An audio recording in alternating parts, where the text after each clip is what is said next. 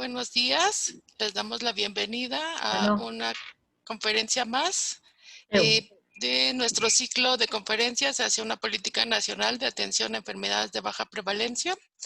Esta es nuestra tercera conferencia. El tema es la incidencia de las organizaciones de la sociedad civil en las políticas públicas de enfermedades de baja prevalencia. Eh, Les damos la bienvenida. Estamos muy contentos de que nos acompañen. ¿Quiénes somos? Para quienes no nos han seguido en las anteriores conferencias, queríamos darles una pequeña presentación. Nosotros somos la iniciativa Nadie es Menos.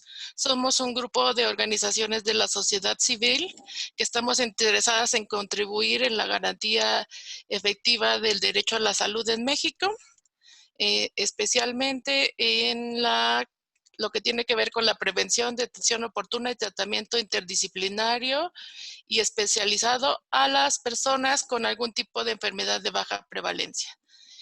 Nuestro objetivo es contribuir a eliminar las barreras de acceso de derecho a la salud, proponiendo soluciones de política pública orientadas a las personas o en la persona y con enfoque de derechos humanos. Queremos generar alianzas estratégicas a través de un grupo técnico con autoridades y sociedad civil organizada. Las organizaciones que formamos parte de Iniciativa Nadie es Menos, somos 4 y que están aquí presentes. Están con nosotros Mayela García, que es socia fundadora de la Fundación Mexicana de Niñas y Niños con Inmunodeficiencias Primarias. Sergio Medrano, que es el gerente general de VIDEMASH México.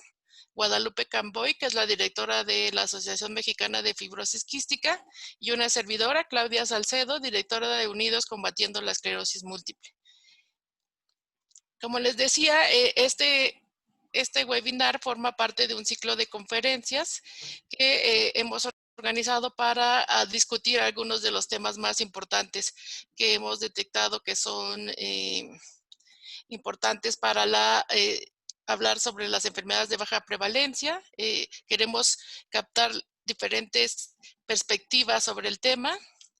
Al final de de presentar nuestras experiencias y propuestas, queremos tener y desarrollar una mirada conjunta que pudiera ser el inicio de una política nacional de atención a las enfermedades de baja prevalencia que incluya prevención, detención temprana y diagnóstico oportuno, atención integral, interdisciplinaria y especializada, acceso al tratamiento idóneo, sistemas de información interinstitucionales y un presupuesto sostenible. Hemos tenido ya dos conferencias. La primera de ellas fue el pasado 23 de julio, que se inauguró con la presencia de la doctora Cecilia Acuña, analista de la Organización Panamericana de la Salud en México, que presentó sobre la transformación del sistema de salud. Y después, el día 6 de agosto, tuvimos la presencia del doctor César Cruz, que él es miembro del Consejo de Salubridad General y que nos habló precisamente sobre el papel que tiene el Consejo de Salubridad General en el tratamiento y la atención a las enfermedades de prevalencia. ¿Pasan la siguiente, por favor? Ajá. El día de hoy tenemos varios invitados especiales, además de la participación de los miembros de la iniciativa. Tenemos con nosotros a Rogelio Gómez Hermosillo, que es el coordinador de la Alianza por la Salud. Él es licenciado en Sociología, fundador de Alianza Cívica, ha sido un destacado servidor público, ha ocupado diversos cargos en el gobierno federal y también ha sido consultor de organismos internacionales como el Banco Mundial y el Programa de Naciones Unidas para el Desarrollo. Está también con nosotros Jesús Navarro, presidente, bueno, no, aquí ya me lo pusieron, bueno, los invitados especiales, Jesús Navarro, presidente de la Organización Mexicana de Enfermedades Raras, por sus siglas OMER, que es médico cirujano y es vicepresidente de la Alianza Iberoamericana de Enfermedades Raras, Huérfanas o Poco Frecuentes y fundador de OMER. Está con nosotros también, ya lo había mencionado, Mayela García, socia fundadora de la Fundación Mexicana para Niñas y Niños con Inmunodeficiencias. Ella es licenciada en Trabajo Social y maestra en Comunicación y Desarrollo Social, defensora de los derechos humanos de las mujeres y de la infancia. Ha sido consultora del programa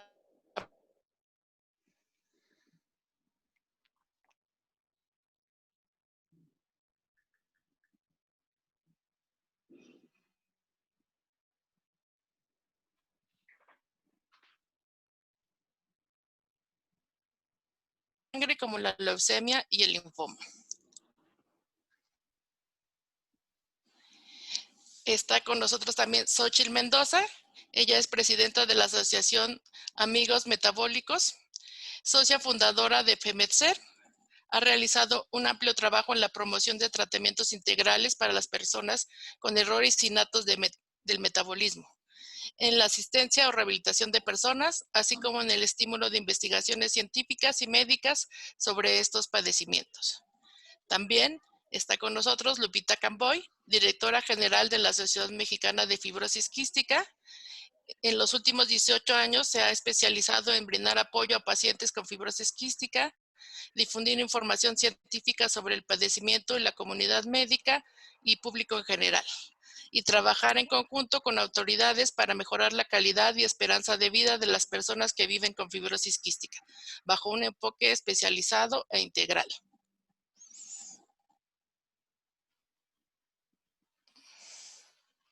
Si me pasan la siguiente, por favor. Muy bien.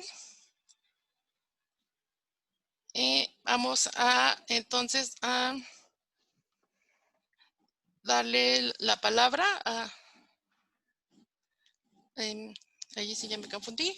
Creo que Aquí Sergio si nos quieres, iba. Sí, yo sigo con esta exactamente. parte. Muchas Sí, gracias, Sergio. gracias, Claudia.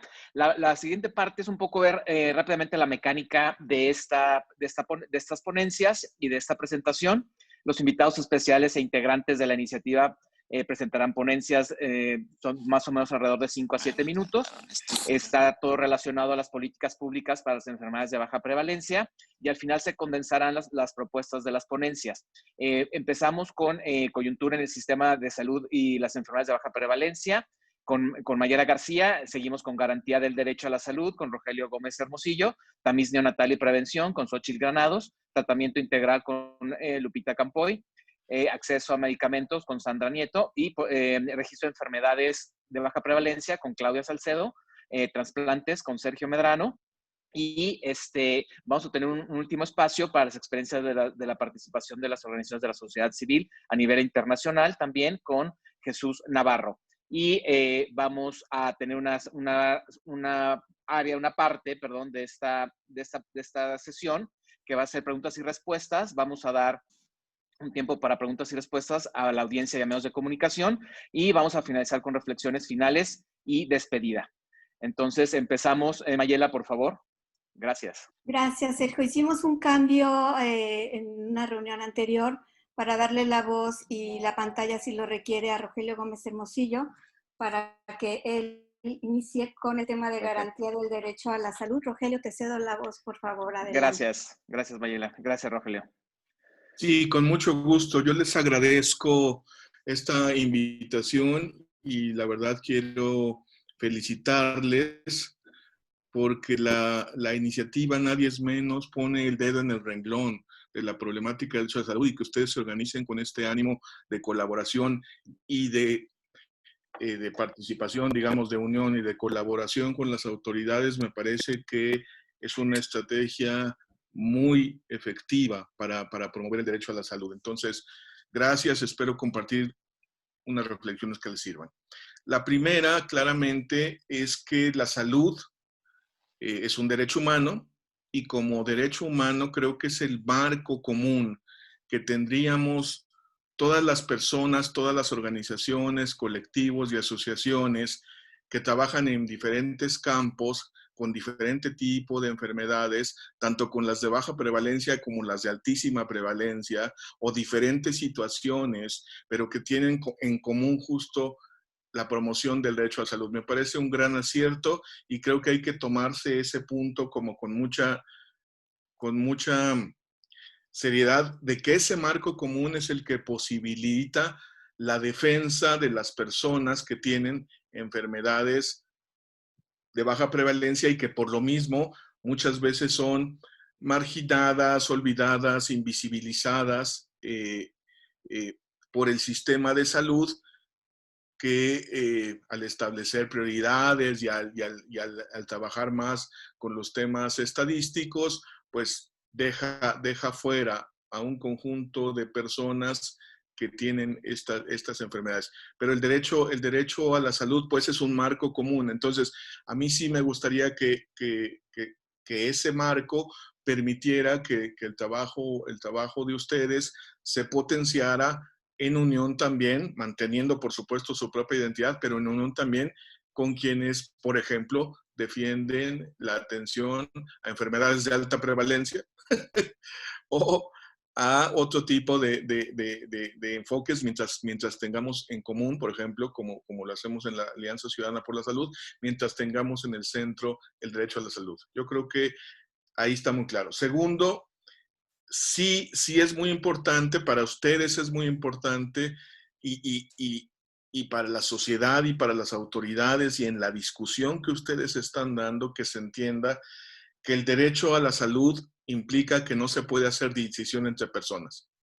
Por definición, el derecho a la salud no hace distinción de qué te enfermaste. Todas las personas tienen derecho al máximo goce de la salud y a la atención por parte del Estado y de servicios públicos para la prevención, detección, tratamiento de todo tipo de enfermedades. Entonces, toda distinción hacia personas que padecen enfermedades de baja prevalencia es una violación del derecho a la salud, es una distinción discriminatoria. Y entonces es muy importante que se entienda que priorizar no puede significar discriminar, no puede significar excluir. Visto desde una perspectiva de política pública de salud, a mí sí me parece importante que las autoridades de salud fijen prioridades. Yo les invito a que no estemos en contra de que haya atención prioritaria, por ejemplo, ahorita a la pandemia del COVID o a las pandemias que ya traíamos, ¿no? Sobrepeso, obesidad, hipertensión, diabetes, etc. Yo creo que sí son prioridades de salud pública, pero priorizar no puede significar discriminar, no puede significar excluir. Ahí es donde creo que el lema de ustedes es súper claro, el lema de la iniciativa: nadie es menos, el derecho es para todas las personas. Pero digamos que la pelea no es a que no haya prioridades, sino a que las prioridades no excluyan. Espero estarme explicando. ¿No? Porque creo que sí debe haber prioridades, creo que sí hay que ir arreglando las cosas. En política pública y en gestión pública sí tiene que haber esta condición, pero eso no puede significar que entonces lo dejamos para después, o no hay presupuesto, o no hay atención, o no nos importa. Eso es una violación del derecho a la salud y creo que es muy importante que ustedes planteen que nadie es menos. Ese sería mi segundo comentario. El tercero, todos lo sabemos, pero creo que hay que dejarlo muy claro. En México no está garantizado el derecho a la salud. No está garantizado el derecho a la salud. De hecho, en México está fragmentada y segmentada la atención en salud y hay una gran desigualdad en la atención en salud. Hay un trato diferenciado por parte del Estado mexicano y depende de una lotería que no tiene nada que ver con ninguna otra cosa más que básicamente con en dónde y cómo te contrataron para trabajar. Lo cual no tiene nada que ver con la salud y no tendría nada que ver con la salud para el ser humano, pero así se construyó el sistema de salud en muchos países ligado a la seguridad social y la seguridad social dependiente de el régimen de contratación, bajo una lógica de aspiración de que si todas las personas tienen trabajo, por esa vía, las aportaciones obrero-patronales tendrían acceso a servicios de salud y se podría financiar el servicio. Eso no pasó en ningún lugar del mundo, no pasó en México, no va a pasar.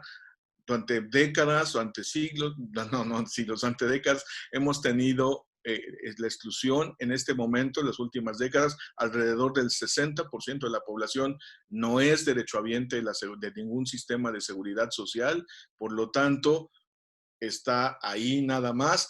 Y lo que ha pasado es que se ha generado una fragmentación de sus sistemas, porque además hay muchas formas de seguridad social. Las más grandes son la más grande es el IMSS, pero junto al IMSS está el ISSSTE y luego están los ISSSTEs estatales, las Fuerzas Armadas, Pemex, los ISSSTEs estatales. Y para meter otro parche más, se dijo, entonces la población que no tenga derechohabiencia, que la atienda hace años, en 2003-2004, se habló del Seguro Popular, que su nombre era el Sistema de Protección Social en Salud, y que ahora ha sido sustituido, aunque no sabemos cómo va a funcionar, pero ha sido ya legalmente sustituido por el INSABI, por el Instituto de Salud para el Bienestar. Lo que hace eso es fragmentar la atención y que nadie garantice. Y de hecho, la única garantía que tenemos del derecho a la salud en la Constitución está en el artículo 1. En el artículo 1, México se ordena, pues, que toda autoridad en su ámbito de competencia debe promover y respetar, garantizar y proteger los derechos de todas las personas en su ámbito de competencia, y se hacen vigentes los tratados internacionales firmados por México, y entonces estaría la Declaración Universal de Derechos Humanos, el Pacto Internacional de Derechos Económicos, Sociales y Culturales, y muchos otros, se hacen vigentes para México. Y ahí es donde está muy bien formulado el derecho a la salud como derecho de las personas. En nuestra Constitución está segmentado. El artículo 4 habla de protección social en salud, y el artículo 123 dice que se va a establecer un instituto para que dentro de la seguridad social se le dé a los trabajadores acceso a servicios de salud. Y entonces se hace distinción, lo cual contradice el derecho a la salud. Mientras haya distinción entre derechohabientes y no derechohabientes, no hay manera de garantizar el derecho a la salud. Entonces, en el horizonte de largo plazo, pero hay que empezar a plantearlo hoy, sobre todo ahorita con la cuestión del COVID y que todo el mundo estamos como muy sensibles a la problemática de salud, la única solución es que rompamos la cadena, que rompamos el cordón umbilical entre acceso a salud y forma de contratación del trabajo. Y cojo, estoy diciendo forma de contratación del trabajo, porque ni siquiera es trabajo. Nosotros desde Acción Ciudadana frente a la Pobreza hemos mostrado como el 42% de personas que tienen un trabajo subordinado y asalariado, es decir, que alguien les dio trabajo, no los afilió a la Seguridad Social y no tienen acceso al servicio de salud. Entonces, hay una violación sistemática a eso que no se va a resolver fácilmente y que más vale que vayamos rompiendo esa cadena. Entonces, eso como mirada de largo plazo. Y ya como pensando cómo avanzamos en esto, ustedes tienen su estrategia, yo les comparto la estrategia que estamos proponiendo desde la Alianza, desde la Acción Ciudadana frente a la Pobreza, y que estamos discutiendo con la Alianza Ciudadana por la Salud, donde participa Mayele, donde los estoy invitando. Pensamos que necesitamos avanzar ahorita, en 2021, en tres como banderas, tres propuestas concretas. Uno es equilibrar los gastos, el gasto público en salud, entre lo que se invierte de gasto público en la seguridad social, el IMSS y el ISSSTE, y lo que se invierte para quienes no tienen seguridad social. Digámoslo así, el INSABI, y también le debería dar al IMSS Bienestar. Eso, según los expertos, tuvimos una sesión muy buena con el CIEP y con México Evalúa y con el Centro de Estudios Espinosa Iglesias, y es nuestra propuesta es 1 punto porcentual del PIB, 240,000 millones de pesos, más al presupuesto de salud asignados para población sin derechohabiencia. Con eso equilibramos gasto. Eso no garantiza que equilibremos atención, pero mientras no equilibremos gasto, no vamos a equilibrar atención. Es decir, si no hay recursos, pues lo demás es discurso.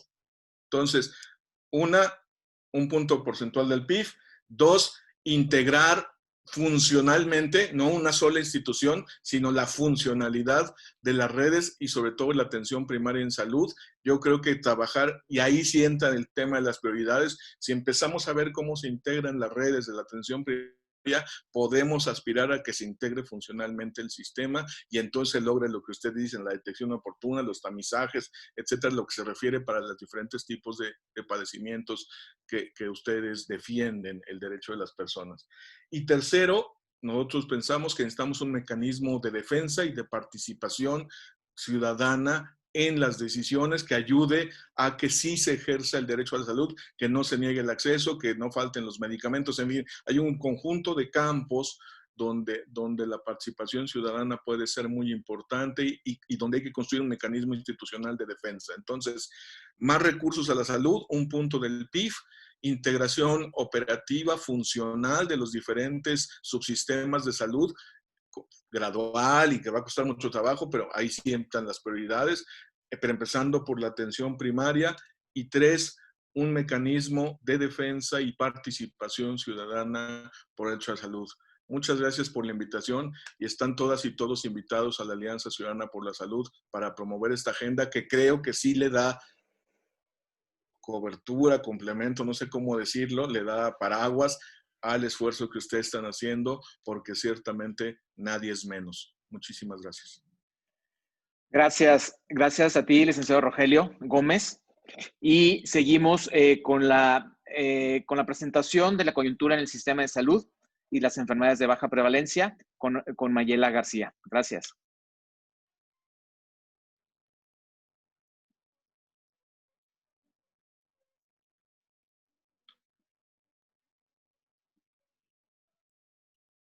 Mayela, tienes cerrado tu micrófono. Perdón, disculpen, por favor. Doy paso entonces al tema que tiene que ver en este contexto que Rogelio nos ha colocado en cuanto a la coyuntura para el acceso de las personas con enfermedades de baja prevalencia a su derecho efectivo a la salud. Entonces,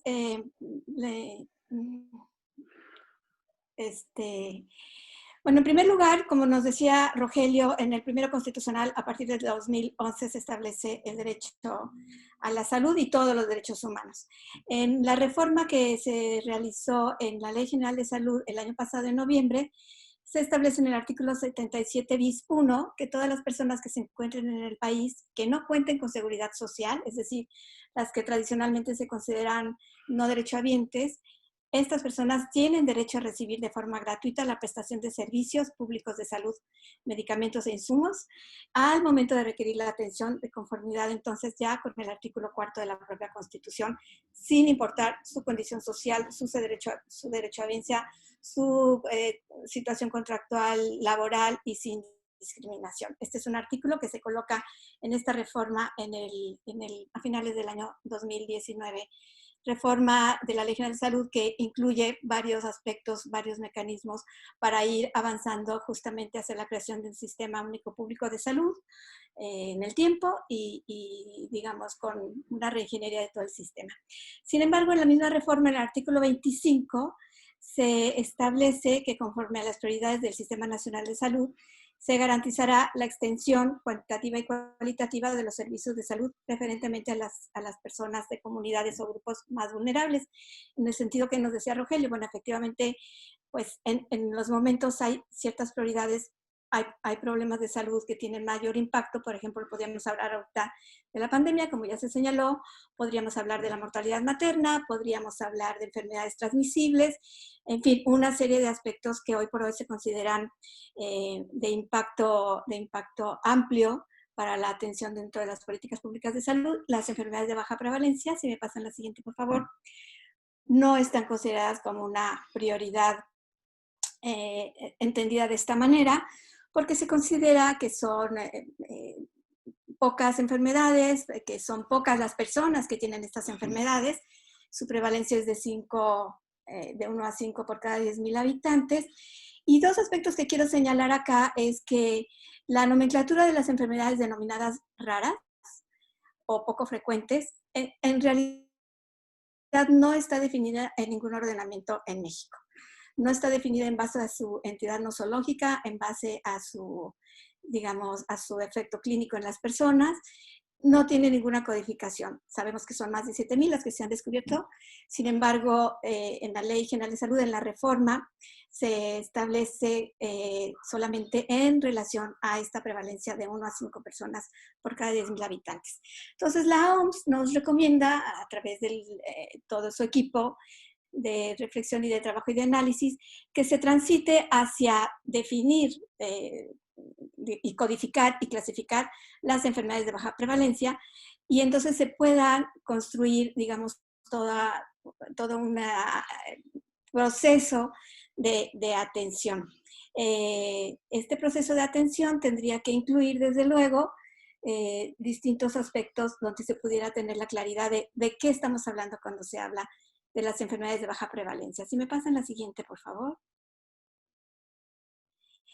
Entonces, como mencioné, la nomenclatura no está definida. Hay una adición en el artículo 224 de la Ley General de Salud, donde se hace referencia a los medicamentos huérfanos en relación a las enfermedades consideradas raras. Pero este artículo está en el capítulo de clasificación de medicamentos. Es decir, nuevamente no hay una definición de enfermedad rara, sino simplemente se incluye en el capítulo de medicamentos la referencia a los medicamentos huérfanos, como los medicamentos que están destinados a la prevención, diagnóstico y tratamiento de enfermedades raras. Sin definición, digamos, es el término coloquial que se ha venido utilizando, que se ha venido construyendo, pero que no nos indica claramente cuál es la entidad nosológica de la cual estamos hablando. Esta adición a la ley, que es pues saludable, que se tenga, que al menos haya alguna referencia, que es la concepción que se ha venido manejando de manera internacional y nacional, con sus alcances y sus limitaciones, está también resaltada en el reglamento interior de la Comisión para el Análisis, Evaluación, Registro y Seguimiento de estas enfermedades del propio Consejo de Salud General, así como para la solicitud de inclusión en el listado. Existe un listado donde hay 20 enfermedades y que se han ido, digamos, adicionando. El doctor César Cruz nos explicaba históricamente cómo fue que se fue creando este listado. No había nada, pues había que poner algo, pues vamos incluyendo, pues vamos creando un procedimiento de inclusión. Y uno de los requisitos que se establecen acá en estos lineamientos es que se demuestre con evidencia científica la incidencia y prevalencia menor o igual a 5 casos por 10,000 habitantes para ser consideradas, digamos, el estudio de la pertinencia de la inclusión. No hay ninguna otra referencia más que la prevalencia.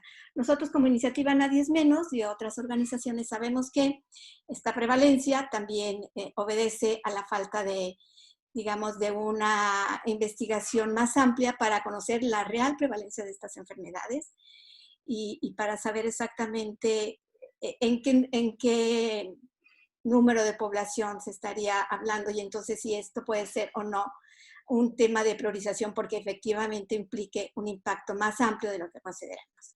La siguiente, por favor. Entonces les comentaba de 7,000 enfermedades con baja prevalencia hasta ahora identificadas en el mundo. 20 de ellas están reconocidas en este listado del Consejo de Salud General. El doctor César Cruz nos decía que esta lista no es limitativa de ninguna manera, simplemente es el mecanismo que se ideó, que se inició para ir conociendo y reconociendo y entonces atendiendo a estas enfermedades. En la práctica real, en la coyuntura actual, solo esas 20 enfermedades reconocidas en este listado están consideradas en las medidas de política pública que el propio Consejo de Salud General está diseñando para su atención. ¿Qué significan? Su codificación, su registro, planeación de tratamiento integral, los protocolos de atención, cobertura, comités de impacto presupuestal, un consejo genético, la ampliación del tamiz neonatal y la creación de un fondo presupuestal, sin detrimento de ampliación a más enfermedades acorde a estos lineamientos vigentes. Nosotros nos preguntamos como iniciativa Nadie es Menos cuál va a ser el mecanismo de la temporalidad de ir incluyendo, como decía también Rogelio, dentro de las prioridades. No se puede construir mecanismos o por sus resultados discriminación o exclusión o distinción de las personas en el acceso al derecho humano a la salud. Y también en este proceso se está considerando la participación de las organizaciones de la sociedad civil en la comisión y nos señalaban que actualmente se trabaja en la reglamentación de este mecanismo de participación para garantizar la voz de la ciudadanía, de las organizaciones, de las y los pacientes en la toma de las decisiones. Y bueno, ahí tendremos que estar también participando para garantizar una participación democrática, participativa, consensada, en fin, todo lo que pueda sumar a esta importancia de la participación, de reconocimiento de la participación de la sociedad civil. Y entonces la política que se prevé es el registro nacional, el conocimiento de la real prevalencia, el conocimiento epidemiológico de estas enfermedades. De todo esto ya hay muchísimo avance, no se parte de cero, hay mucho trabajo ya de organizaciones y asociaciones médicas incluso la revisión de la información, la clasificación, la codificación y el acceso a distintos medicamentos, no solo los llamados medicamentos huérfanos, porque gran parte de los medicamentos que se requieren para un conjunto de enfermedades están plenamente reconocidos e incluso forman parte ya del Compendio Nacional de Medicamentos del propio Consejo Nacional, Consejo de Salubridad General. La siguiente, por favor.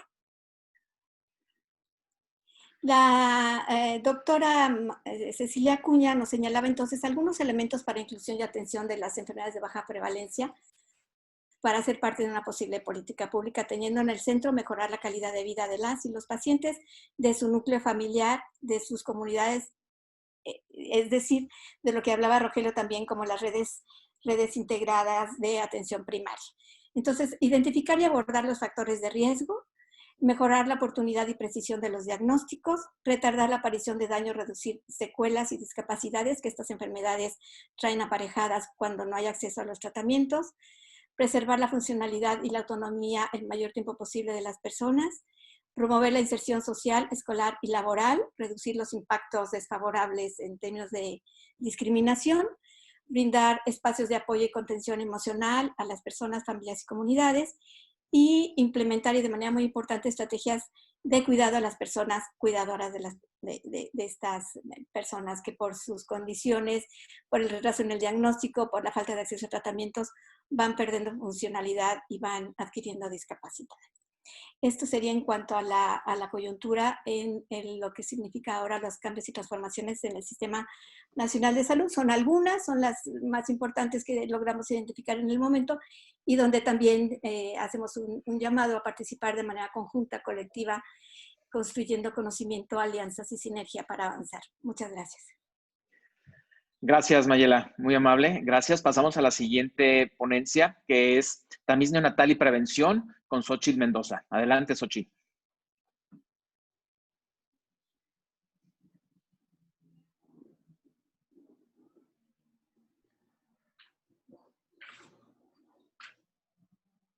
No sé si hay algún problema con el audio de Xochitl. ¿Está listo? Listo, Xochitl. Perdón, es Adelante. que tengo aquí unos problemas. Voy a tener que quitar mi cámara. ¿No hay ningún problema? No hay ningún problema. Adelante. Ok, mira. Pues muchas gracias a Iniciativa Nadie es Menos. Creo que sumando esfuerzos todos lograremos mucho más. Valoramos el trabajo tan importante que están haciendo y yo creo que juntos vamos a lograr lo que por tantos años todos hemos luchado, ¿no? Y en todos estos años de trabajo, de entrega y de compromiso de la sociedad civil, en la búsqueda del fortalecimiento de los programas, las leyes, las normas, los apoyos en las políticas públicas, son nuestra carta de presentación y lo hacemos siempre de la mano de las instituciones, pero con la consigna de favorecer a todas aquellas familias que son o que conforman la base de nuestra sociedad.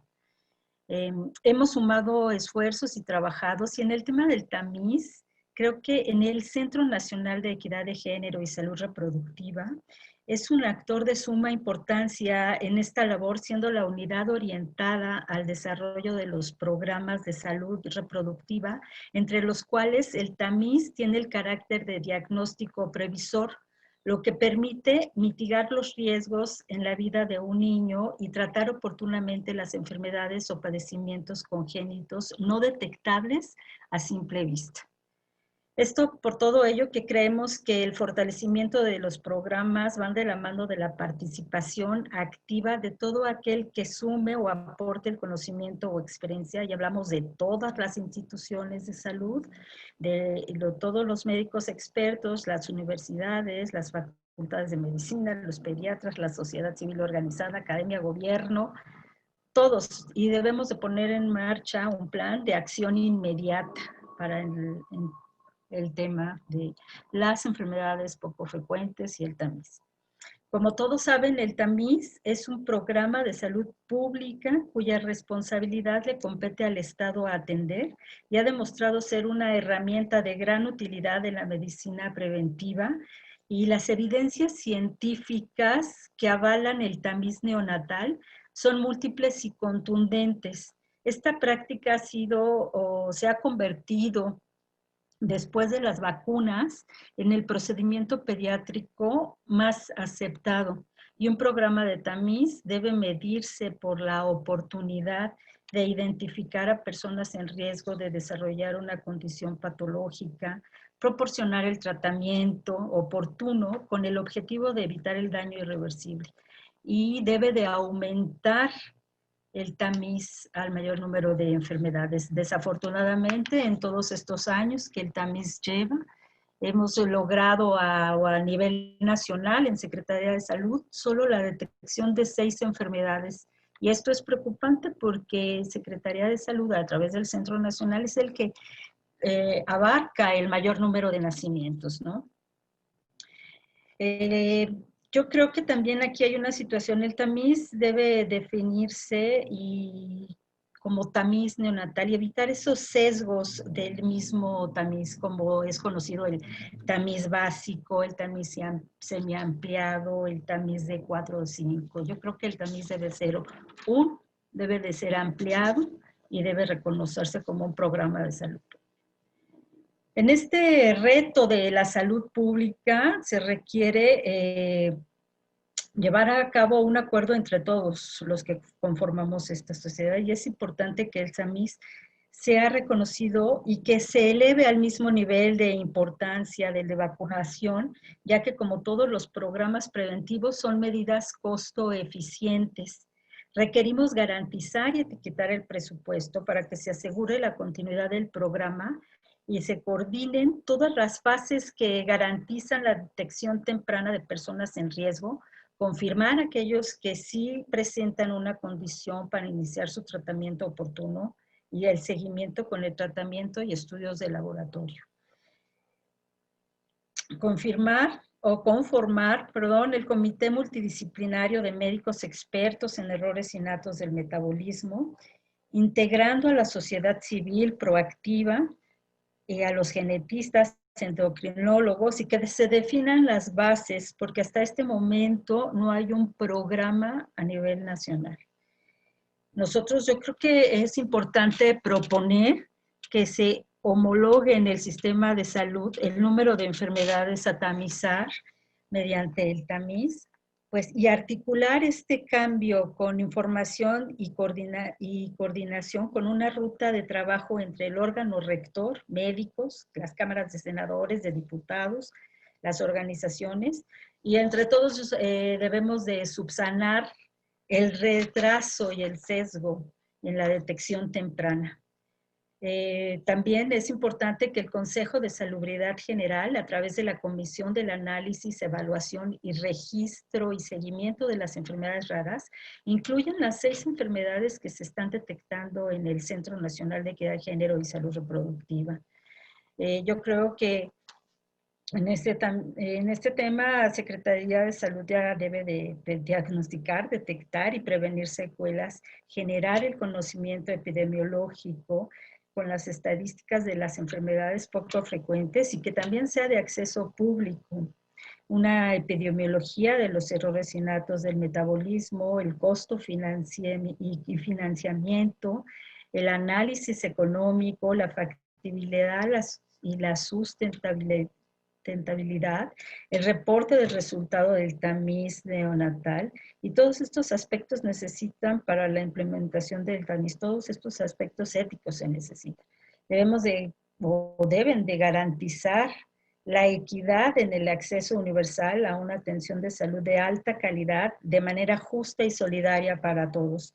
Impulsar la forma prioritaria los centros especializados de referencia para las enfermedades raras con la implementación de clínicas metabólicas para el tratamiento y seguimiento de pacientes diagnosticados, certificar a aquellos laboratorios con tecnología de punta, determinar el o los laboratorios que confirmen a los sospechosos de manera bioquímica o también más eficiente de manera de biología molecular, y un programa de capacitación continua para los pediatras, neonatólogos, ginecobstetras, enfermeras, matronas, y sobre la toma de la muestra y la importancia del tamiz y del tratamiento. Formar un grupo de líderes de opinión donde se incluya a la sociedad civil para establecer un programa de calidad, de excelencia en los laboratorios certificados y determine qué marcadores mínimos se deben de implementar de acuerdo a lo que establece la Academia Mexicana de Pediatría, y establecer convenios con laboratorios para el surtimiento de las fórmulas, el tratamiento, los medicamentos y terapias para estas enfermedades que son detectadas mediante el tamiz metabólico.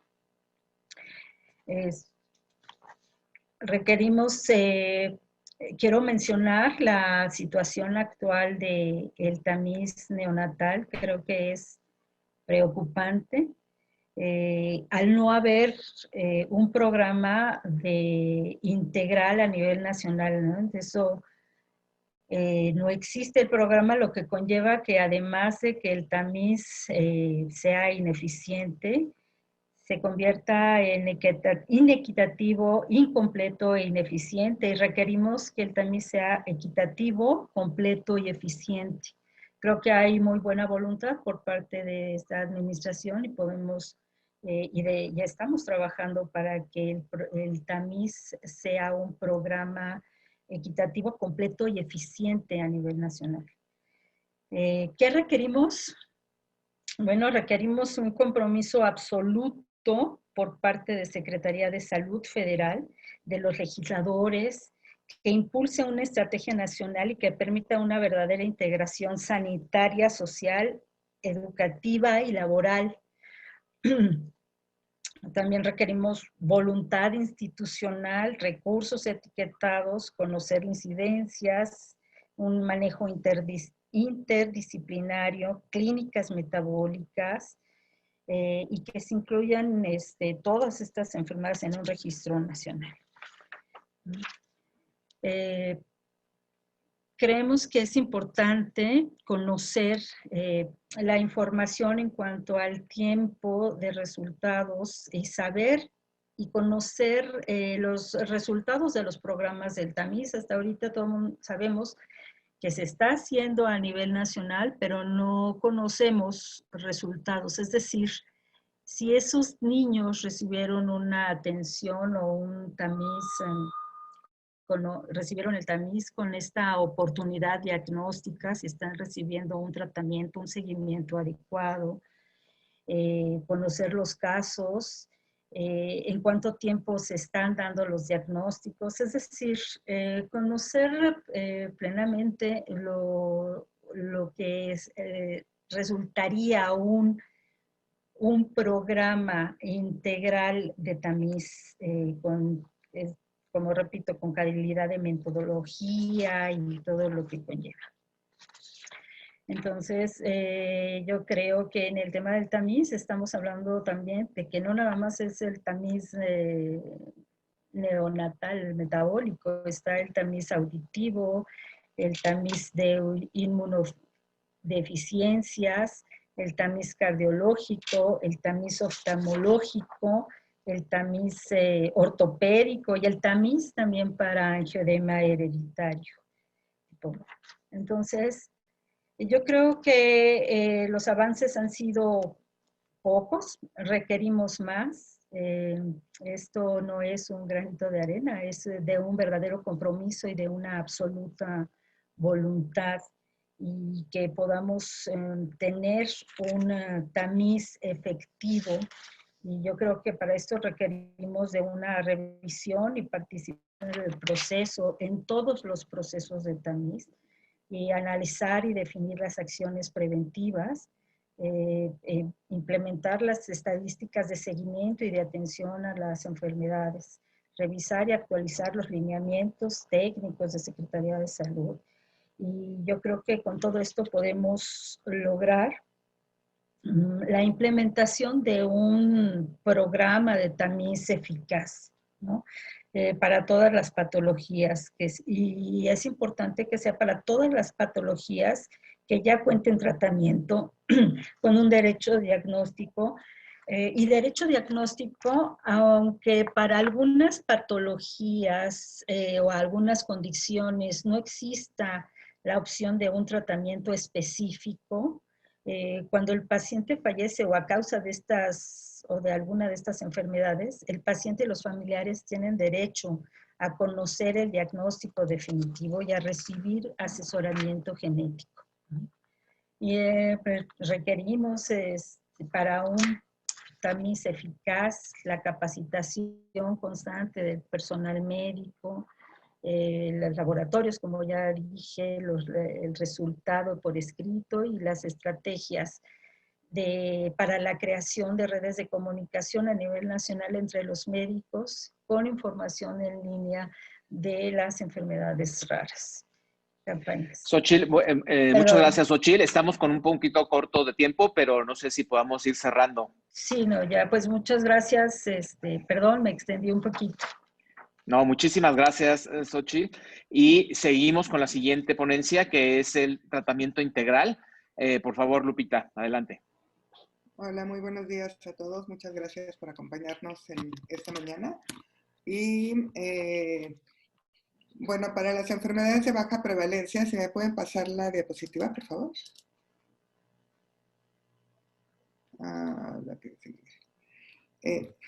Durante mucho tiempo hemos estado las organizaciones civiles tratando de expandir nuestro campo de influencia, uniéndonos a otras organizaciones civiles, hablando con los tomadores de decisión, y lo que nos hemos encontrado con todas estas alianzas que hemos logrado hacer en este tiempo es la gran necesidad de contar con centros regionales de atención integral para los pacientes de baja prevalencia.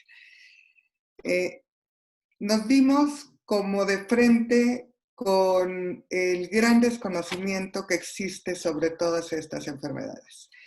En todos los lugares a donde íbamos, con todas las personas con las que platicábamos y con todas las acciones que realizábamos, veíamos que el primer problema era este gran desconocimiento sobre las enfermedades y la diversidad de las formas de diagnóstico y atención, que además en general no eran las mejores. Entonces, en cada lugar, en cada centro, en cada estado, se atendía y se diagnosticaba de manera diferente. Entonces, de aquí la necesidad de tener centros de atención integral para enfermedades de baja prevalencia, en donde se sigan las mejores prácticas basadas siempre en evidencia y con un personal capacitado.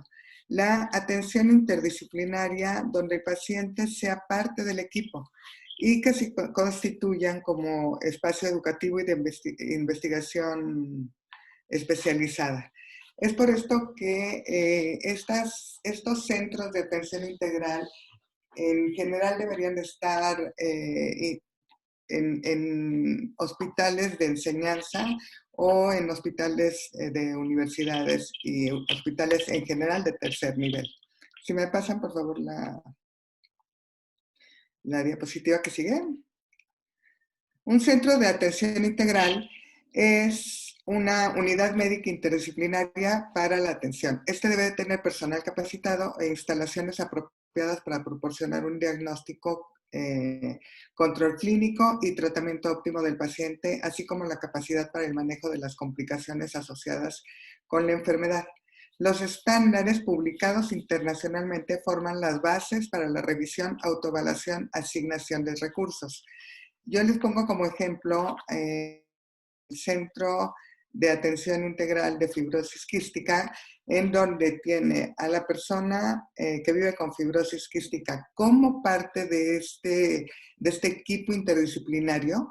El paciente, después de todo, es el que vive con la enfermedad, el que la conoce mejor y el que está entre una cita y otra cita, es el que está en contacto con el mismo. No es el médico, no es la enfermera, no es la coordinadora, es el paciente el que se hace cargo de su enfermedad. Entonces, en fibrosis, por ejemplo, se necesita del área de neumología, de fisioterapia, de nutrición, de enfermería, de psicología, de trabajo social y de rehabilitación pulmonar. Todo este equipo es el que trabaja para la atención del paciente. Y aquí me gustaría hacer una diferencia entre lo que es un equipo multidisciplinario y un equipo interdisciplinario. El equipo multidisciplinario es cuando se manda al paciente a que lo atienda en la parte que necesita de nutrición, pues con la nutrióloga, con el rehabilitador o con el fisioterapeuta. Pero en el interdisciplinario se conforma un equipo en el que trabajan juntos, en el que están entre este equipo en comunicación, en que el día que se atiende a ese paciente están todas estas personas, todos estos especialistas, y están tomando decisiones junto con el paciente sobre las acciones que se van a tomar para que para que su enfermedad sea mejor llevada, para tener mejores resultados y para tener menos eventos que vayan dañando al propio paciente. En la mayoría de los casos debe ser parte integral, bueno, esto ya lo había dicho, que tiene que ser en un hospital universitario o de enseñanza, donde se puede interactuar también con otras clínicas y otros hospitales regionales, para que en su caso lleven a cabo el manejo conjunto del paciente bajo los mismos estándares. Esto es muy importante, que se vayan haciendo centros integrales para la atención de estas enfermedades, en donde el manejo y el protocolo de atención sea el mismo en un lugar que en otro lugar. ¿Sí me pasan la siguiente, por favor? La siguiente, ajá. El objetivo de hacerlo es establecerse como un modelo y regulador para el diagnóstico, seguimiento y rehabilitación de los pacientes con enfermedades de baja prevalencia en base a este equipo multidisciplinario. La experiencia de trabajo en países desarrollados ha demostrado que la creación de clínicas especializadas ha marcado la diferencia en la calidad y expectativa de vida de los pacientes. Con esto, cuando tú tienes un centro de atención integral, se debe de asegurar los recursos adecuados para que todos los pacientes reciban una atención igual y acceso igualitario con tratamientos en evidencia científica. Es en todos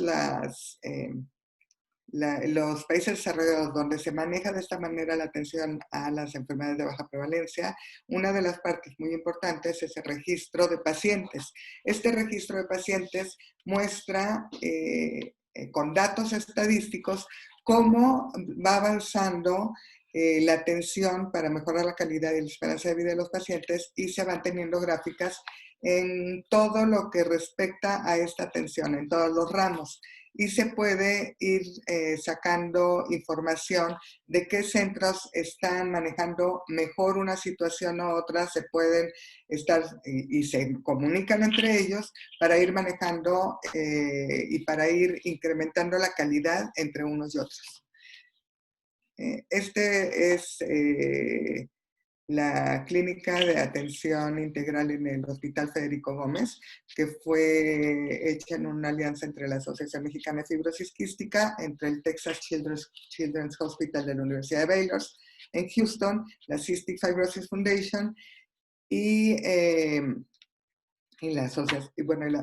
Hospital Federico Gómez, el Hospital de México Federico Gómez. Los especialistas se han ido a especializar, se han ido a capacitar, han ido a los congresos de Estados Unidos y han ido también al hospital para capacitarse en cómo está haciendo el manejo de los pacientes. Esto es lo que se busca para las enfermedades de baja prevalencia, que se vayan formando clínicas, que se vayan capacitando a los especialistas y que se empiece a tomar en cuenta al paciente como parte de este equipo.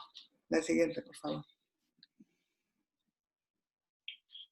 El impacto y el alcance de estas decisiones, de esta manera de llevar los centros de atención, pues es homologar la atención en nuestro país de estas enfermedades, el acceso a medicamentos e insumos necesarios, un diagnóstico temprano antes de que aparezcan los síntomas, que esto es bien importante porque aquí viene un poco, a lo mejor una enfermedad genética no la puedes prevenir como tal, pero sí puedes prevenir los efectos que va causando la enfermedad si tú la detectas de manera oportuna.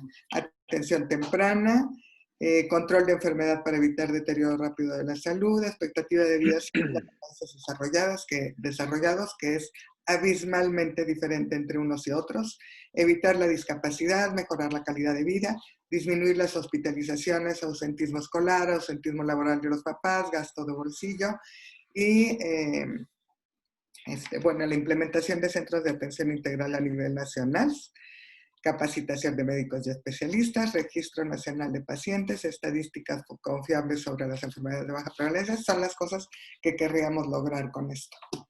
Muchísimas gracias y paso el micrófono a Sergio.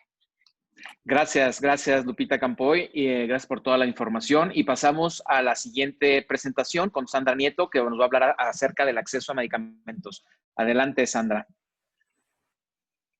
Hola, buenos días. Pues muchísimas gracias a la iniciativa Nadie es Menos por invitarme. Y bueno, pues ¿qué creen? Ya no soy ni 6, ni 7, ni 8,000 enfermedades raras las que existen en el mundo. Ya son más de 10,000.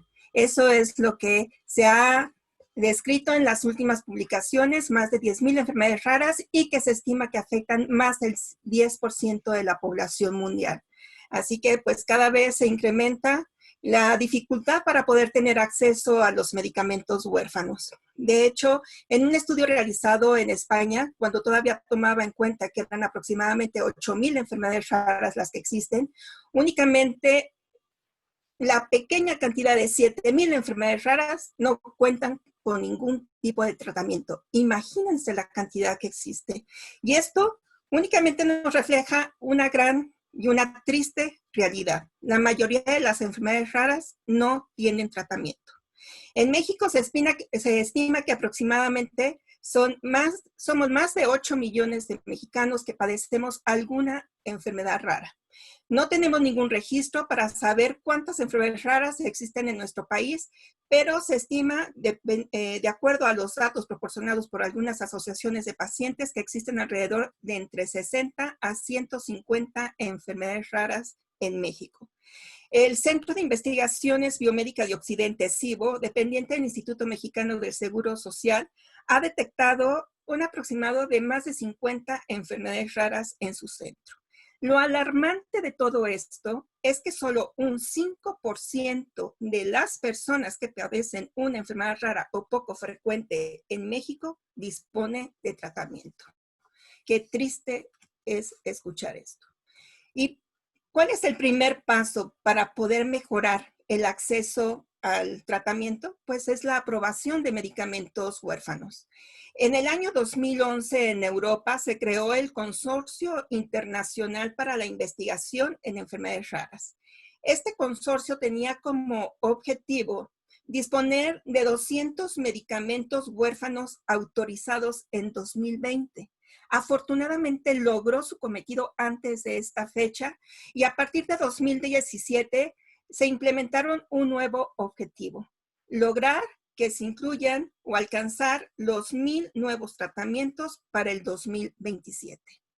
De los más de 200 medicamentos huérfanos que actualmente existen a nivel mundial, en México se tiene acceso, según los datos de la Comisión de Salud de la Cámara de Senadores, un poco más de 25 medicamentos huérfanos, pero por datos de la Organización Mexicana de Enfermedades Raras, existen alrededor de 60 medicamentos huérfanos.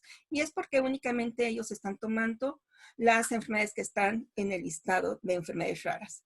Desafortunadamente no todas están incluidas en el cuadro básico de medicamentos de las instituciones de salud.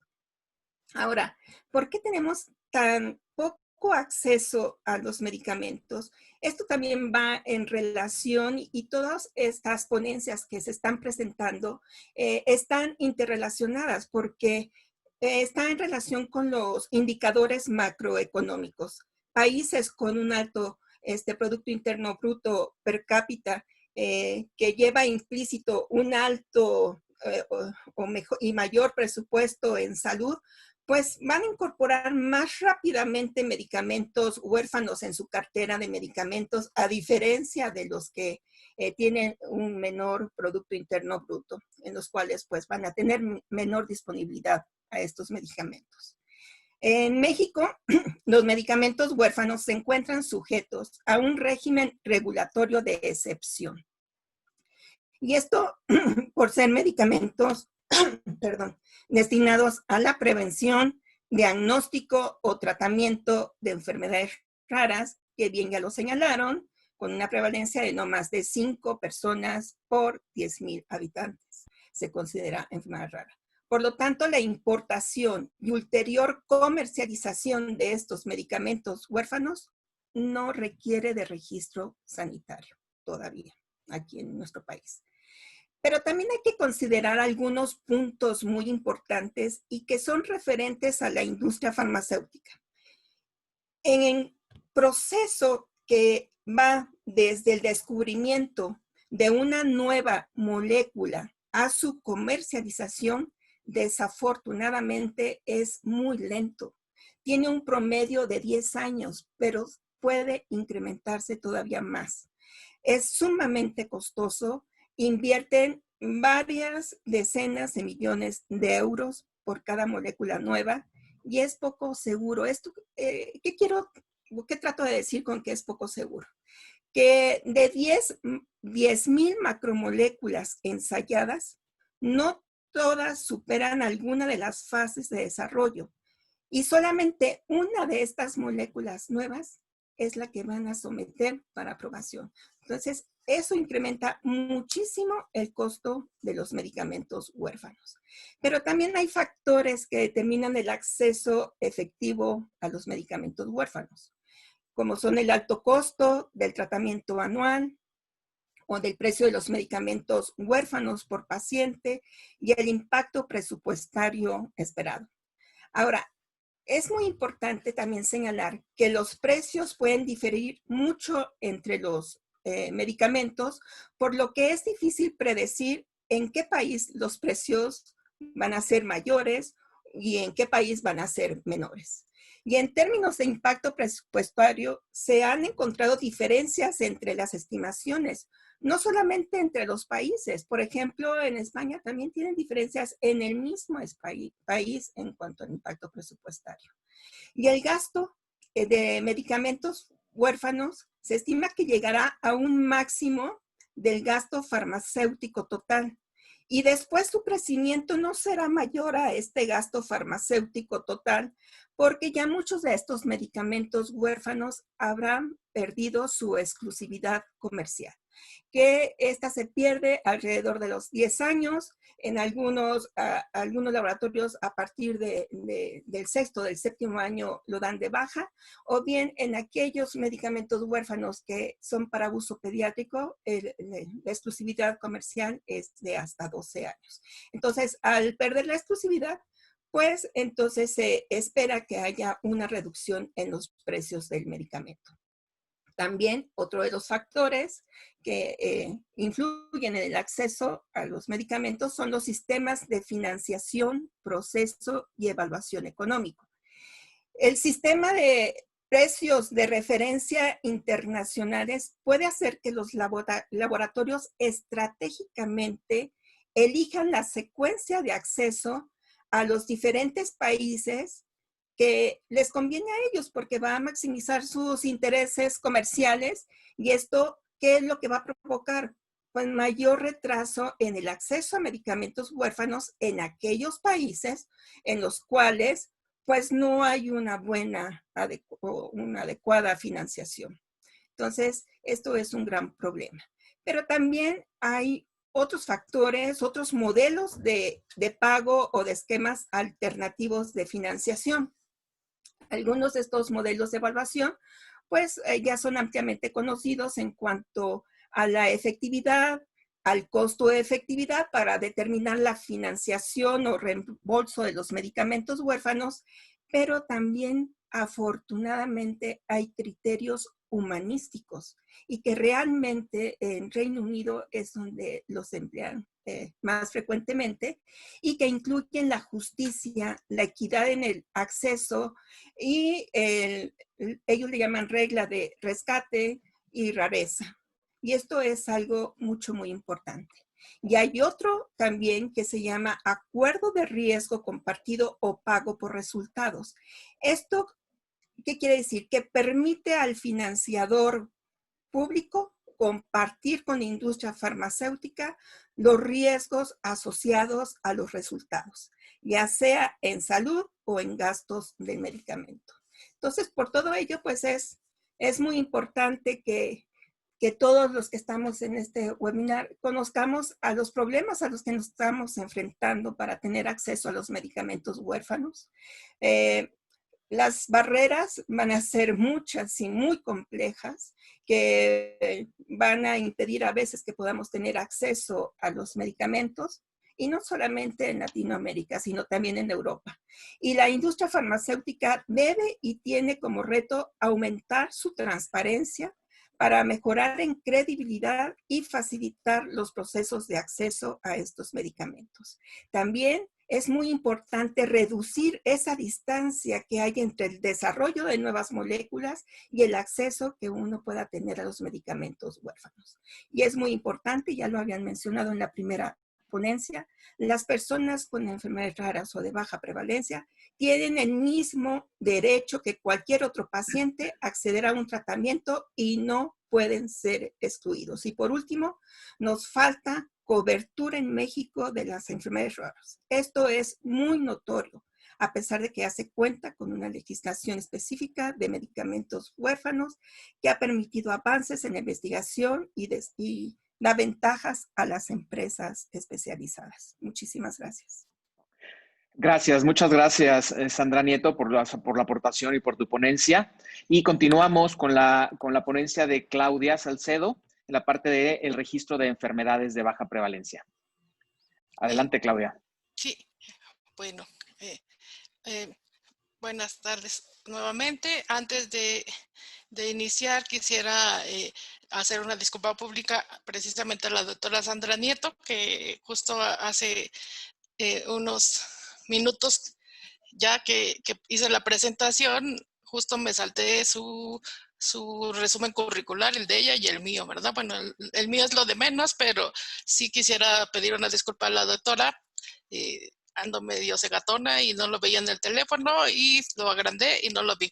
Una disculpa, pero bueno, ya sabemos, ella ya nos ha demostrado cuál es su expertise y agradezco mucho también su presentación porque va a servirme mucho de apoyo, la de ella y la de mis compañeros, para el tema que voy a tratar ahora, que es el tema de los presupuestos públicos y las enfermedades de baja prevalencia. Justo me tocó un tema bastante álgido y que es como también el tope y el nudo al que siempre nos encontramos todas las organizaciones de la sociedad civil a la hora de hacer propuestas para mejorar la situación de las personas que viven con alguna enfermedad de baja prevalencia o no, que es justo la cuestión de los dineros. lo pongo aquí en la presentación, es una experiencia muy conocida. Vi por allí que había algunos compañeros de Guatemala y me parece que de algún otro país, supongo que también en general en Latinoamérica. Es una situación muy conocida que podemos tener toda la preparación, todos los datos, todos los insumos, pero siempre que nos reunimos con algún funcionario público, lo primero que nos dicen es, pues sí, está muy padre, pueden incluso tener mucho entusiasmo y voluntad, pero lo primero que nos dicen es muy costoso, no hay presupuesto para ello. Ya no mencionaba Rogelio en su presentación la necesidad que hay en México de que el presupuesto en salud aumente al menos varios puntos del PIB. Entonces, esa es una de las primeras cosas que se encuentra entre garantizar el derecho de la salud y los presupuestos. Todo aparentemente es muy costoso, nos lo han dicho 1000 veces, la cobija no alcanza, no podemos darle todo a todos. Entonces, justo quisiera iniciar mi presentación pues con esa premisa, ¿no? Siempre el problema es que el Estado tiene recursos limitados y no siempre va a poder, es como lo que nos dicen, no siempre va a poder cubrir, no es que no quiera, es que no puede. Si me pasan la siguiente, por favor. Sin embargo, hablar de cuánto nos cuesta garantizar el derecho a la salud es un argumento falaz, engañoso algunas veces, ¿no? Lo que tendríamos que hacernos aquí algunas preguntas que son importantes para nosotros es, siempre que hablamos de que algo cuesta, ¿no? En general, la garantía de cualquier derecho tiene un costo porque el Estado tiene que, de algún modo, tener una infraestructura, tener personal, tener recursos materiales, humanos para garantizarlo, así sea el garantizarnos la libertad de expresión o garantizarnos el derecho a la salud. Pero en este caso en específico creo que sería bueno preguntarnos, y es para encontrar, para salir de este nudo de no hay dinero, no alcanza, creo que habría que preguntarnos algunas cosas y que incluso la retoma la doctora Sandra Nieto en su presentación, ¿no? Porque sí es cierto que puede ser muy costoso, por ejemplo, el producir un medicamento huérfano, pero ahí habría que preguntarnos, ¿costoso con respecto a qué? ¿Para quién es costoso? ¿Costoso para quién?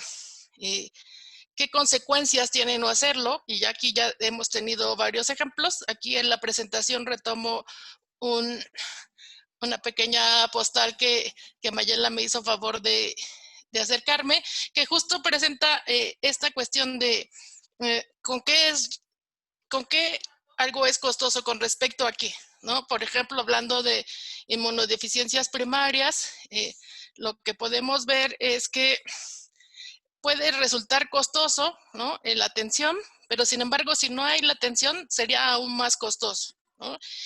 Aquí en la presentación vemos que mientras tanto, si se da el tratamiento a los niños y niñas con inmunodeficiencia primaria, el gasto en salud sería de 354,000 pesos, mientras que si no les damos atención y tenemos que, el sistema de salud tiene que atender las numerosas infecciones, el tratamiento, la hospitalización, sería un gasto de 627,000 pesos. Y ese ejercicio lo podemos hacer en todos los padecimientos de enfermedades de baja prevalencia, y nos encontraríamos con situaciones muy particulares, iguales.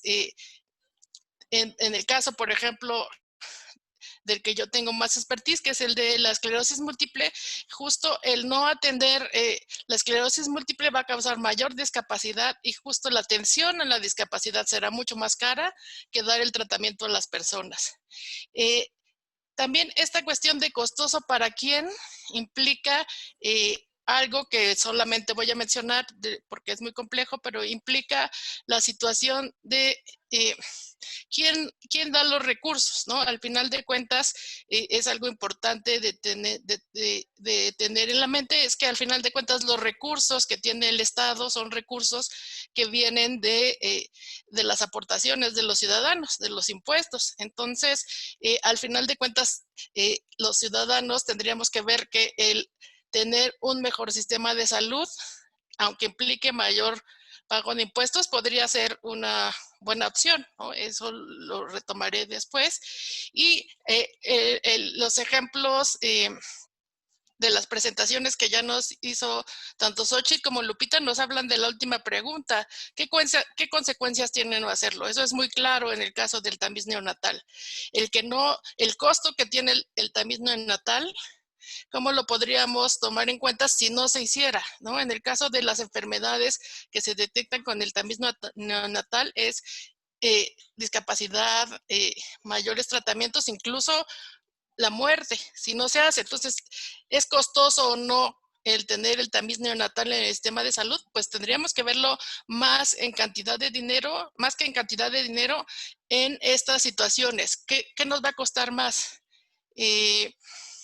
Tener a los pacientes con una discapacidad o tenerlos en una situación que pueden hacer una vida útil, productiva. Entonces, ese es uno de los puntos. Si me pasan a la siguiente, por favor.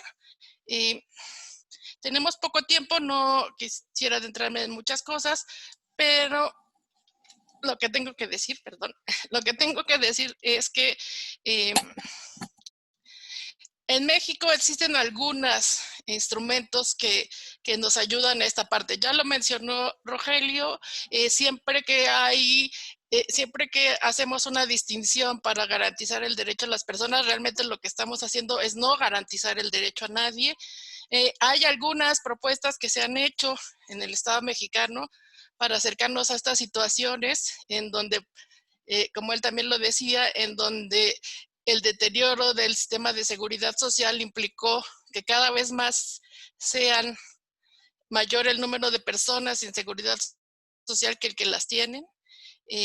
Entonces, hay algunos ejemplos que solo mencionaré. En este caso está, por ejemplo, los presupuestos transversales, que son aquellos que están presentes,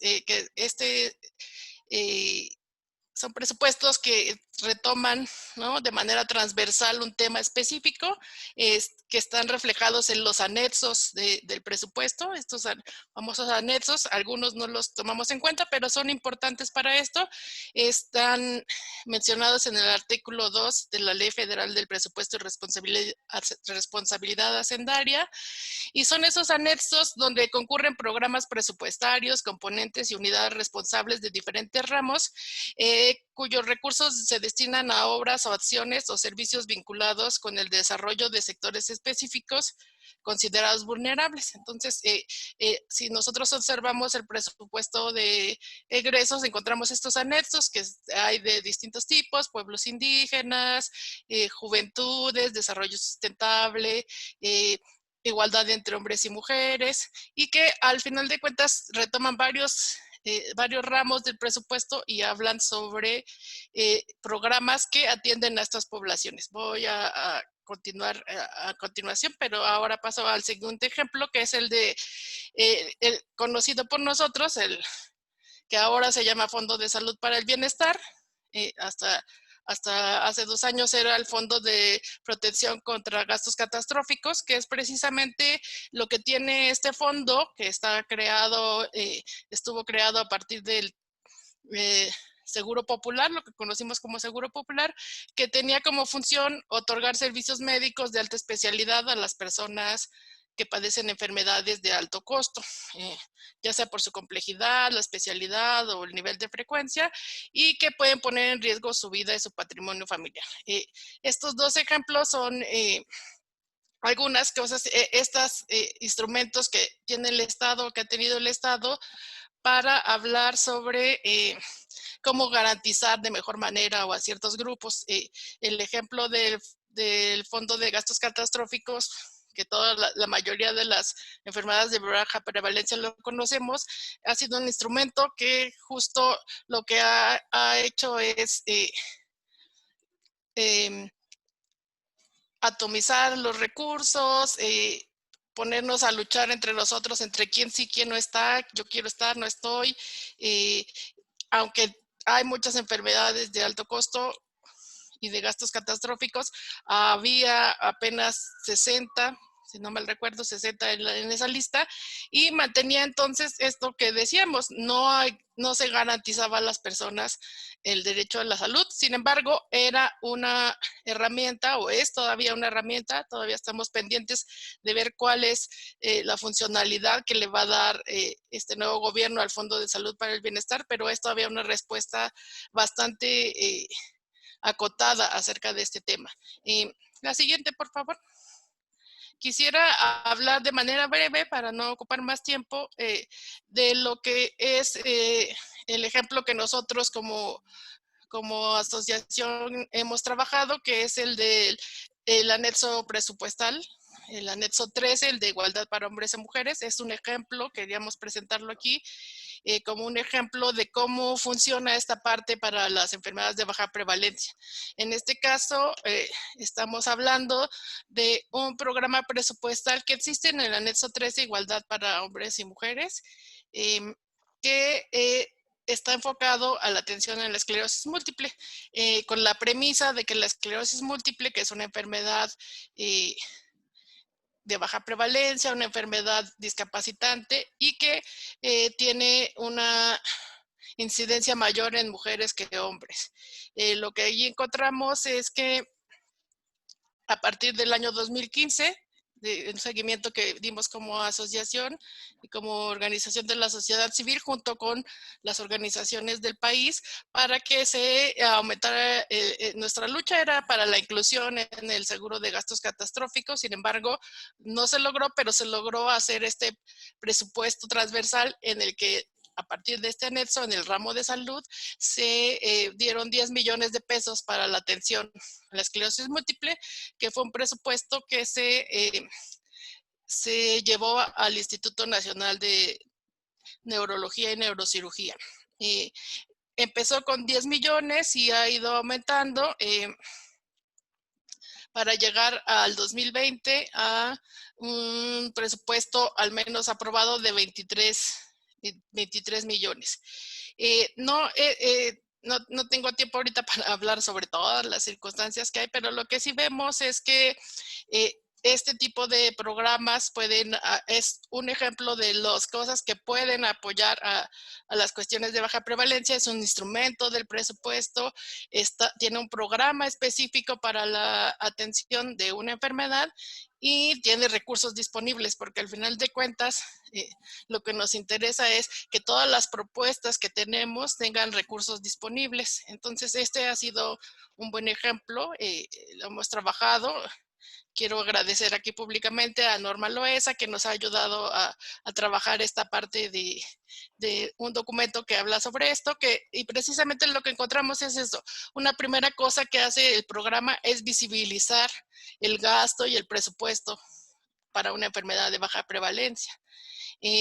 Se considera además una dimensión que no es solo el tratamiento, no solo la atención, que es la dimensión de la igualdad entre hombres y mujeres, el género, que es algo que afecta, ¿no? Estamos también poniendo allí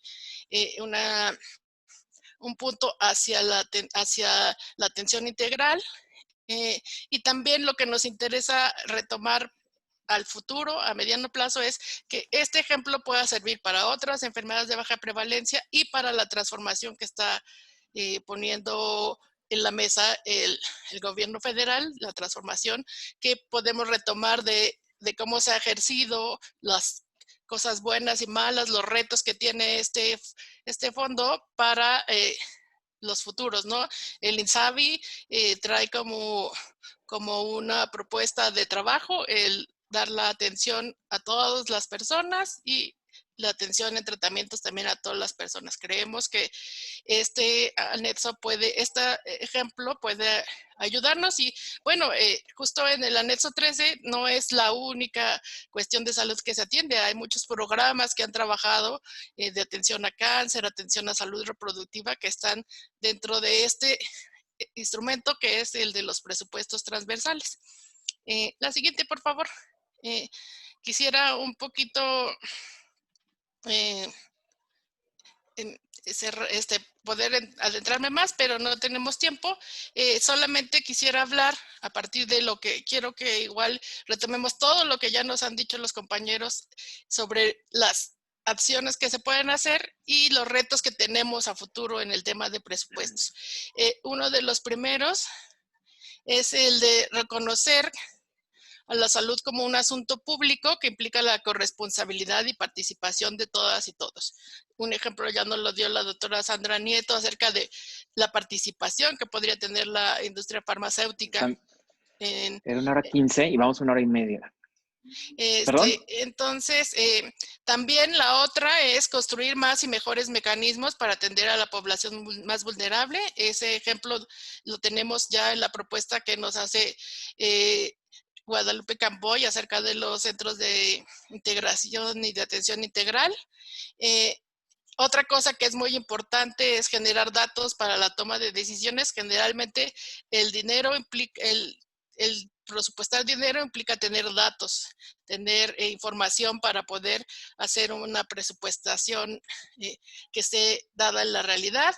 Y finalmente, algo que también es muy importante sobre todo para estas cuestiones de personas que tienen una enfermedad que no es tan común, que no es la prioridad de atención, es también poder presupuestar con enfoque de derechos humanos.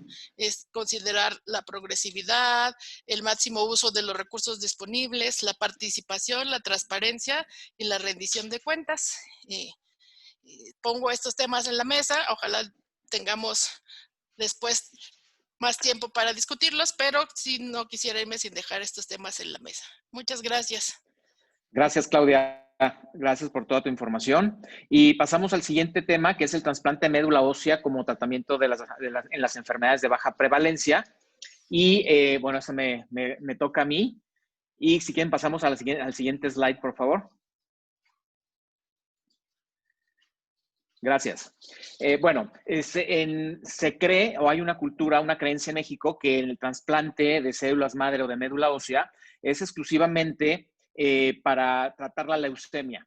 Y aquí lo que estamos viendo es que puede ayudar a salvar la vida de muchas personas que tienen alguna enfermedad de baja prevalencia. Y aquí estoy citando algunas, ¿no? Entonces se ve que el trasplante no solamente es para cubrir la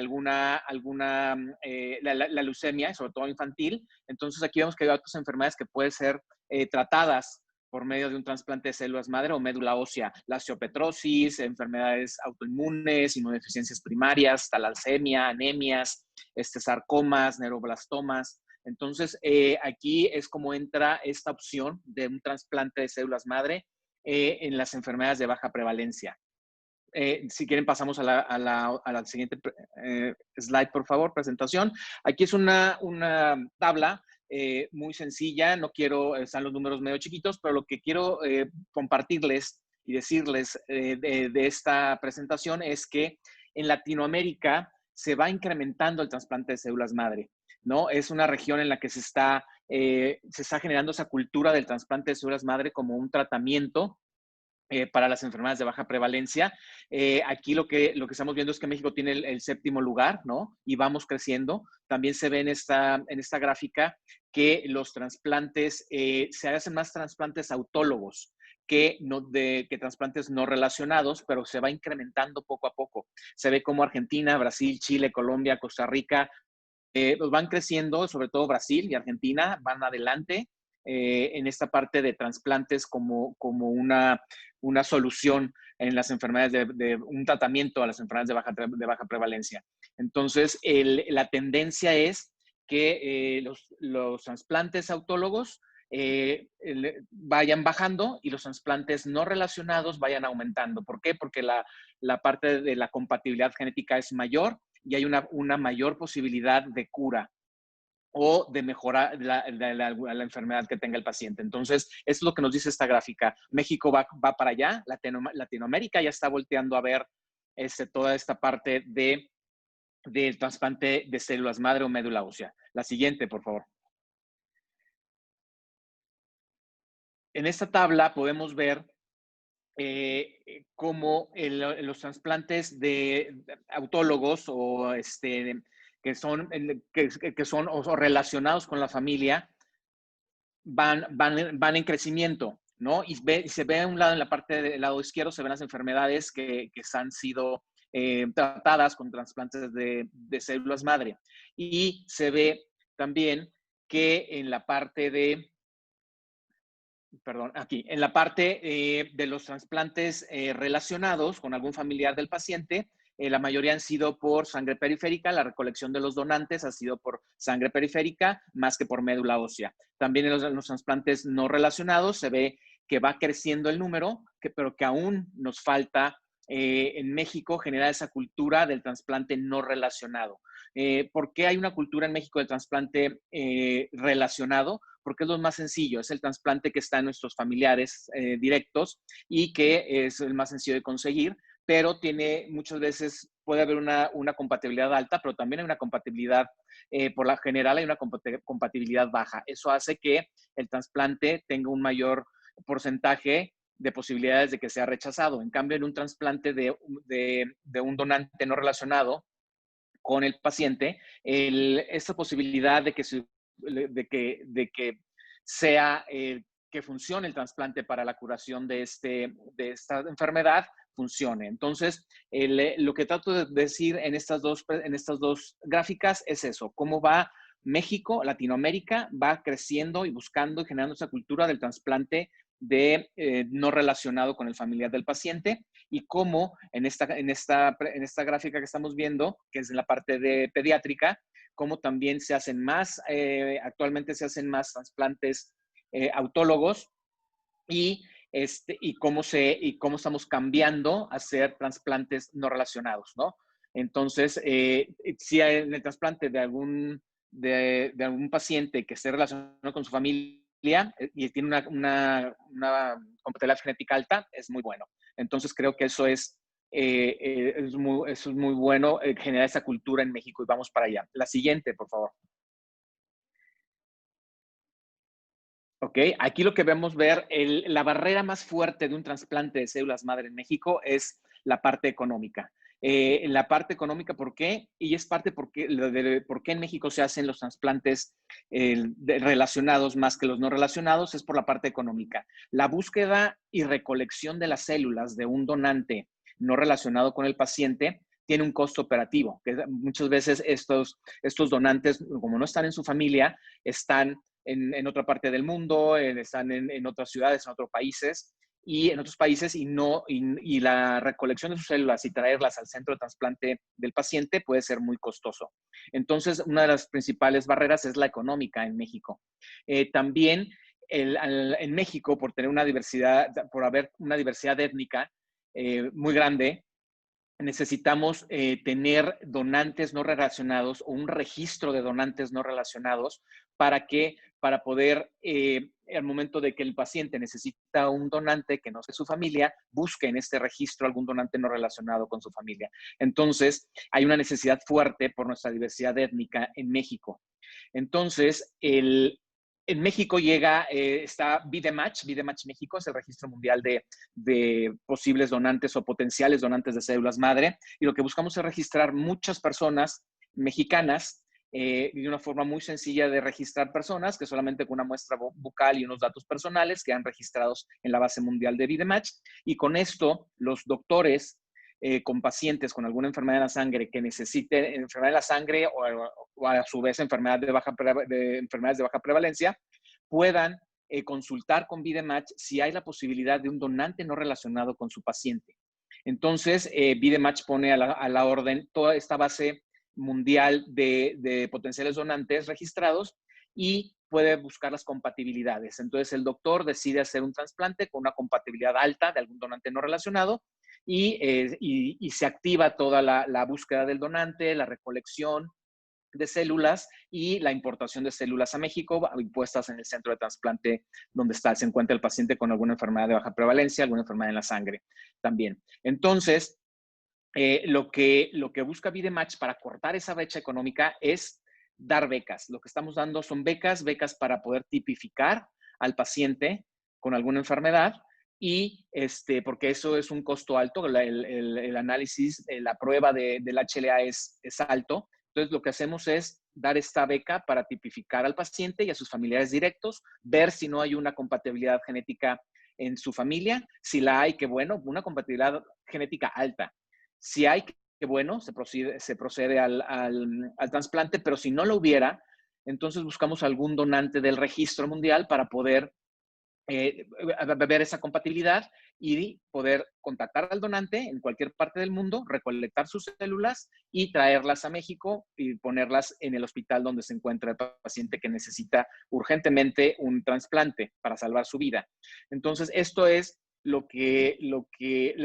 cuál es la historia en México del trasplante de células madre o médula ósea y un poco lo que la iniciativa Nadie es Menos y en unir fuerzas como organizaciones de la sociedad civil hacemos. Entonces, visibilizar el trasplante de células madre no relacionadas con la familia del paciente, apoyar en esa brecha económica para poder, porque lo que menos tiene el paciente con alguna enfermedad de baja prevalencia es tiempo. Entonces, lo que queremos es acotar esa brecha económica y de tiempo para poder darle ese tratamiento en el momento oportuno y en la situación adecuada. Entonces, esto es lo que nosotros buscamos hacer.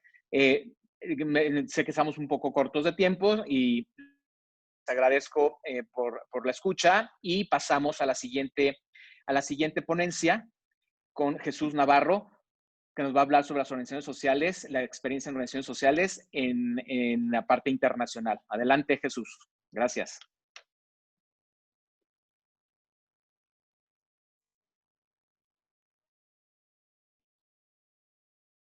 Tiene que activar el audio, Jesús. Doctor Jesús. Pues gracias. Discúlpenme. Muchísimas gracias por el espacio. Agradezco infinito la oportunidad que me da para participar en esta iniciativa Nadie es Menos, y de la cual se está trabajando para mejorar pues la realidad en la que estamos inmersos. Como soy testigo del impresionante trabajo que han llevado cada una de las personas que me precedieron en el uso de la palabra. Es impresionante también el relacionamiento que tienen a nivel internacional y bueno, esto deja muy claro cuál es el nivel y cuál es la importancia que tiene poder participar en los foros internacionales. Además de poder tener actualización médica, además de poder llevar y poder trasladar las mejores prácticas, también ofrecen pues a nuestra región la oportunidad de traer información necesaria para poder actualizar nuestros bancos de datos y poder compartirlos pues con las autoridades con las que estamos relacionados. Desde la Organización Mexicana de Enfermedades Raras nos hemos puesto a trabajar igual que todos ustedes en tratar de ir hacia la experiencia global donde se participa y de donde también tratamos de trabajar en la construcción de alianzas y de redes que sumen, obviamente, a todas las iniciativas locales que cumplan y que hagan cumplir la normatividad de nuestro país. Esa es nuestra lucha. Y como menciona el licenciado Rogelio Gómez, dentro de esa priorización es también evitar la discriminación, estando presentes en los foros internacionales de los cuales se han mencionado y de los cuales nuestro país como firmante tiene que, además de ejecutar, también tiene que reportar. Eso es muy importante porque ahí es donde se encuentra el diferencial entre la operatividad de nuestro gobierno y los convenios y tratados internacionales en los que se han firmado.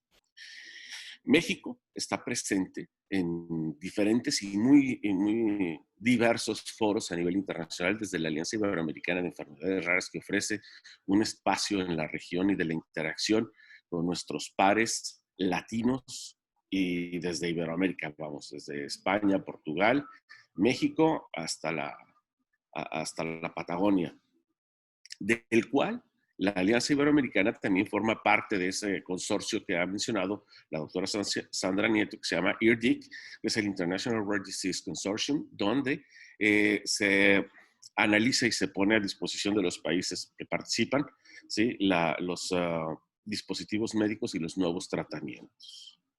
Además de esto, participamos en la red internacional de enfermedades raras que se originó desde Europa como una iniciativa de Eurordis, de la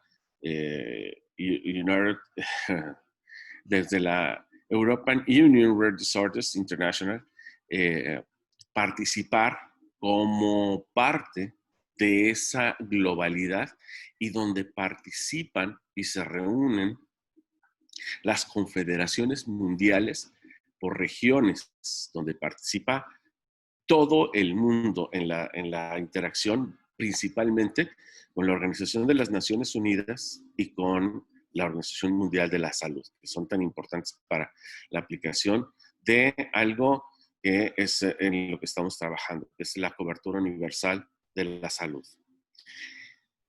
Algo que debo de destacar aquí es la importancia que tiene en pensar local para actuar global. Por razones de tiempo, bueno, y queda muy más que obvio todo lo que acabo de decir con relación a la situación de la participación en los diferentes foros de las enfermedades raras, ¿sí? La participación tan activa que desde México se tiene en el Rare Disease Day, que también es una iniciativa de Eurordis, donde se destacan y donde se pone de manifiesto, ¿sí?, las actividades sociales y el involucramiento de las autoridades para con toda la sociedad civil organizada relacionada con las enfermedades raras, huérfanas, poco frecuentes o de baja incidencia, como en las legislaciones de todo el mundo se maneja, ¿sí? Pues que hemos también de ser partícipes de neologismo, donde tenemos que alejarnos de esa connotación de raro para poder integrarnos a este logismo de enfermedades de baja prevalencia, encaminados a buscar cobertura a través de esta iniciativa desde la Organización de las Naciones Unidas y de la Organización Mundial de la Salud en relación a las enfermedades no transmisibles, y desde esa plataforma poder trabajar. Por cuestiones de tiempo no voy a hacer ninguna presentación. Agradezco mucho el espacio. Cedo la palabra para las preguntas y respuestas, porque, bueno, pues es muy obvio que desde México, desde BITMATCH, desde todas las plataformas de esclerosis múltiple, fibrosis quística, que se maneja y se habla en los foros, y se tiene voz en los foros internacionales. Muchísimas gracias por el espacio. Espero poder tener un poquito más de tiempo para otra ocasión. Muchísimas gracias. Muchísimas gracias, Jesús Navarro, por tus palabras y por tu experiencia. Y bueno, queremos agradecerles a todos por la participación. Fueron ponencias muy valiosas, con información muy importante que tenemos que tomar en cuenta, y queremos agradecerles a todos por su espacio, por su tiempo y por su participación también a todos. Muchísimas gracias, y nos estamos en contacto, en comunicación, y nos vemos en la siguiente ciclo, en la siguiente conferencia de nuestro ciclo de conferencias de la iniciativa Nadie es Menos. Muchísimas gracias. En cuanto, perdón Sergio, en cuanto a las preguntas, Sí. ya no tenemos tiempo, pero contestamos las que nos hicieron por escrito. De acuerdo. Muchísimas gracias, Lupita. Gracias a todos nuevamente. Gracias, saludos. Gracias a todos. Muchas gracias a todos. Desde Iniciativa Nadie es Menos, seguimos en contacto con ustedes para incluirlos en los trabajos que vamos a realizar. Buenas tardes. Buenas tardes. Buenas tardes. Muchas gracias. Gracias.